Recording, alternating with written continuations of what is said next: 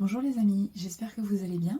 Aujourd'hui je viens vous faire une vidéo pour vous expliquer ce que sont les chakras et les méridiens présents dans notre corps et quelles sont leurs utilités. Avant de commencer, je me présente, je m'appelle Johanna, je suis thérapeute animalière et je vous accompagne au mieux-être et à la santé de votre animal. Donc les chakras et les méridiens, ce sont des centres et flux d'énergie que l'on retrouve dans notre enveloppe, plus communément appelée l'aura. Notre aura, elle est similaire à un oignon. Vous avez le cœur de l'oignon et l'oignon, il est entouré de plusieurs couches. Et bien en fait, nous, on est pareil. On a notre cœur qui est entouré de différentes couches. Dans l'une de ces couches, on retrouve des centres d'énergie que l'on appelle des chakras. Nous en avons des principaux et des secondaires. Ils garantissent en fait le bon équilibre de notre santé physique, émotionnelle et mentale. Ce sont comme des filtres qui purifient notre corps et notre esprit. Ce sont comme des spirales qui sont situées à l'avant et à l'arrière en fait, et qui vont aspirer et filtrer l'énergie environnante. Chez l'animal, nous retrouvons 8 chakras principaux et 21 secondaires. Ils sont aussi situés dans différents endroits du corps de l'animal. Notre corps et celui de l'animal est aussi composé de méridiens. Ce sont comme des flux d'énergie qui nous traversent. Ils garantissent la bonne circulation de l'énergie dans notre corps. Chez l'animal, nous retrouvons 14 méridiens. Ils traversent le corps en différents circuits, partant toujours d'un point A pour aller à un point B.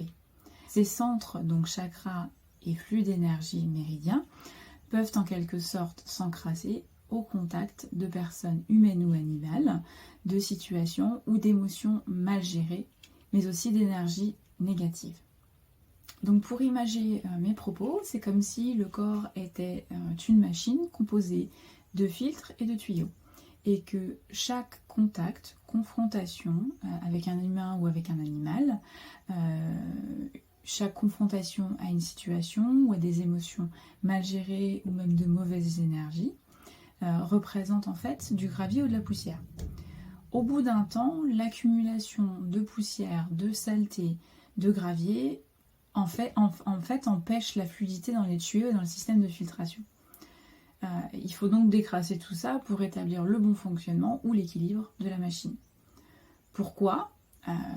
Parce que tout simplement une machine entretenue et bien huilée va toujours plus loin qu'un tas de boue.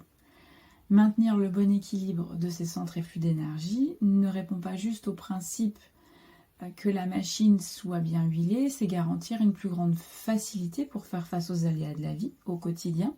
C'est aussi se prémunir des maladies et c'est aussi conserver son énergie. Cela joue également sur son interaction avec la vie en général et aussi avec les autres. Ça nous protège aussi des invasions extérieures. C'est aussi se donner l'opportunité de mieux gérer ses émotions.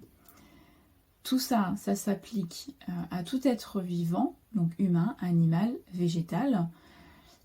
Les arbres également ont un système d'absorption de l'énergie et de filtration. Le message aujourd'hui que je souhaitais vous passer, en fait, c'est que par rapport à l'animal, c'est que lui aussi, il est concerné et impacté par le maintien de l'équilibre et le nettoyage de ses centres et flux d'énergie. Bien que lui, il ait la possibilité de lui-même d'aller se décharger de toutes ces énergies négatives, mais ça ne suffit pas toujours. Donc j'espère que vous comprendrez maintenant l'intérêt pour nous, mais aussi pour eux, de se nettoyer régulièrement, parce que des interactions, en fait, nous en avons tous les jours. J'en profite pour vous donner l'info que sur mon site internet, donc www.trait-d'union-animal.com, vous trouverez dans la boutique un soin justement pour nettoyer ces chakras. Et c'est un soin autant construit en fait autant pour l'humain que pour l'animal. Donc vous pouvez le faire ensemble en fait. Et même si l'animal n'est pas dans la même pièce que vous, c'est pas grave, vous pouvez le faire aussi. Voilà. J'espère que tout ça vous aura éclairé, vous aura aidé. Je vous souhaite une très belle journée et je vous dis à tout bientôt et je vous souhaite le meilleur. Bye.